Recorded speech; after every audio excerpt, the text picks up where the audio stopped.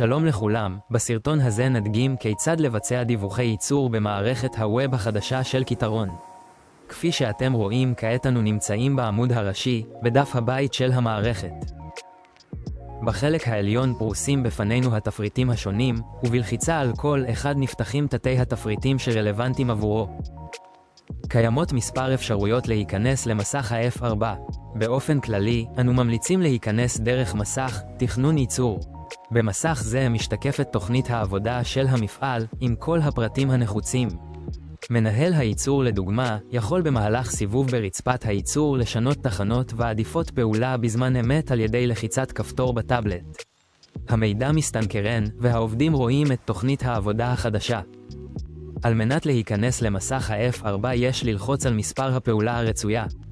כעת נפתח לנו מסך הדיווח כאשר כל הפרטים כבר מופיעים ונשאר רק ללחוץ Start. אפשרות נוספת לכניסה מהירה היא דרך אייקון F4 במסך הבית. במקרה זה, המסך נפתח ריק ללא שום פרטים. בשלב זה יש להקליד או לסרוק את מספר הוראת הייצור. כעת כל הפרטים אודות הפריט והפעולה מוצגים לעובד. וגם הכמויות. על ידי לחיצה על התמונה נוכל להגדיל את התמונה. כמו כן, העובד יכול לראות את מפרט הפעולה על ידי לחיצת כפתור. גם הסרטוט זמין לצפייה מיידית. וכמובן, תרשים פעולה.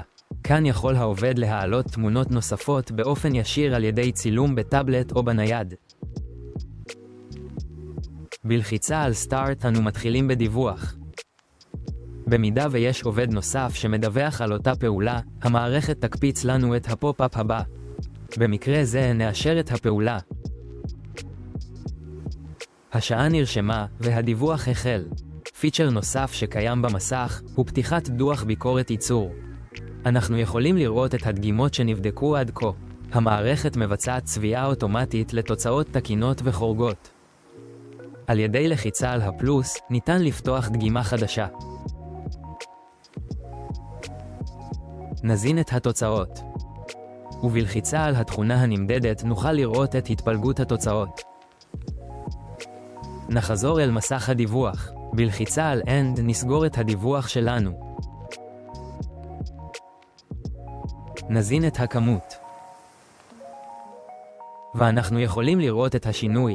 כמובן שכל המידע מסתנכרן בזמן אמת עם מערכת כיתרון שבמחשב.